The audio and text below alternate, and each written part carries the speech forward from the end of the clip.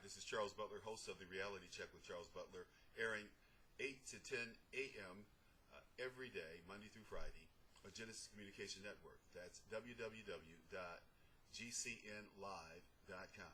Hey, look, this morning we talked about a number of different issues. Primarily, we had Matt Boyle from Breitbart. He's the Washington editor over there, and we talked about the polling. We talked about Trump having a pathway to victory in the electoral college.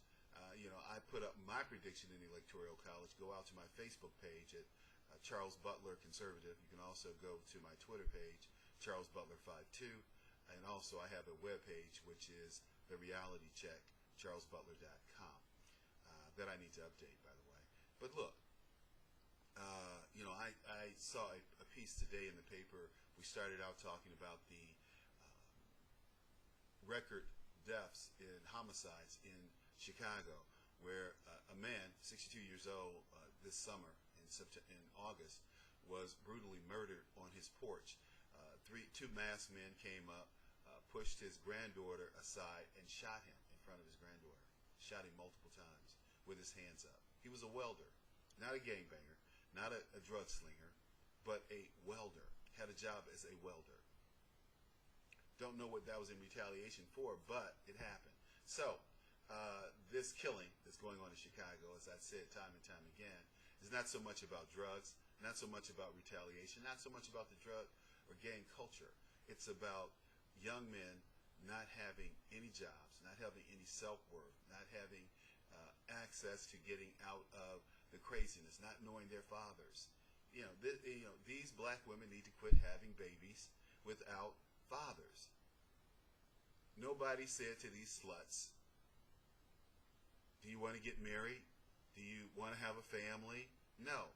They're having babies because the system still today rewards women for having babies out of wedlock. It needs to stop. Simple. You want to change society? You want to bring back a more civil society? Stop funding unwed mothers having children. The other thing is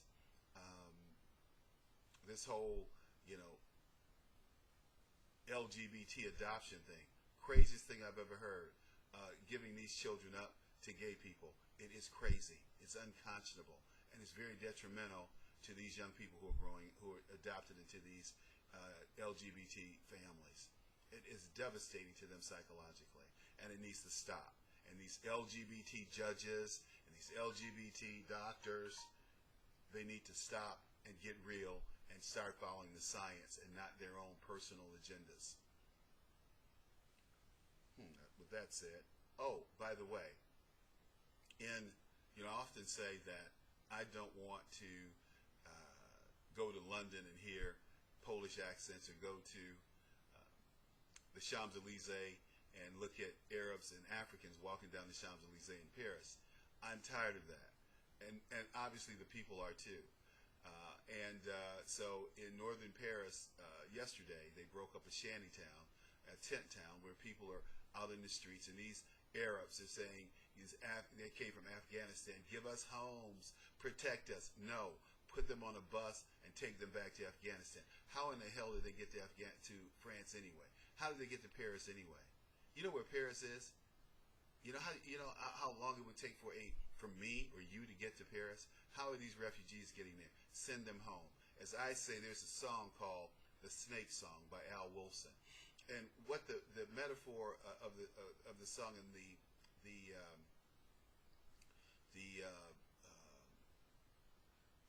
meaning of the song is, this woman sees a snake frozen by the side of the river. She picks the snake up, takes him home, puts him by the fire to thaw out with some honey and some milk. She comes home from work. The snake's thawed out. She picks him up, gives him a kiss, strokes him, and then he bites her. She says, your bite is poisonous, and now I'm going to die. And the snake says to her, shut up, silly woman. Said that reptile with a grin. You knew damn well I was a snake before you took me in. Why are we taking these Muslim refugees in? Why are we taking these ignorant immigrants in from south of our border? We don't need them. The bottom line is we need to stand up. We need to vote for Trump. We need to vote these Democrats and Republicans out who are anti-American. We need to vote out people who are pro-immigrant. immigration and pro-refugee. We need to vote them out, and we need to deal with it. And we need to deal with it by any means possible, because people are using the federal government, using the power of the government to usurp the people's will. They don't know what's best for us. And so, well, we know what's better for you. You're stupid and we're smart. No, they're not smart. That's why they're politicians. That's the last rung. We used to call being in Washington, D.C., the last bastion of white male incompetence. That is what it is today. Only you have more incompetence there than white males. You have white females and blacks and Latinos and Asians incompetent. Look, it's my 2 cents. By the way, there's a great article in the Wall Street Journal today, November 1st, about the killing in Chicago. Also, you can go to my Facebook and look at my electoral poll predictions. I have Trump up, up, up. I may be California dreaming, but I'm going to dream and keep it out there in the universe that he does what I predicted he's going to do. Go out there and check it out. And also, by the way, there's a great article in the Wall Street Journal on page A7 talking about the Eurozone and how the economy's grown and the fears have been abated about the Brexit leave. So check it out. We'll be here, we'll be on tomorrow, which for Wednesday, at www.gcnlive.com.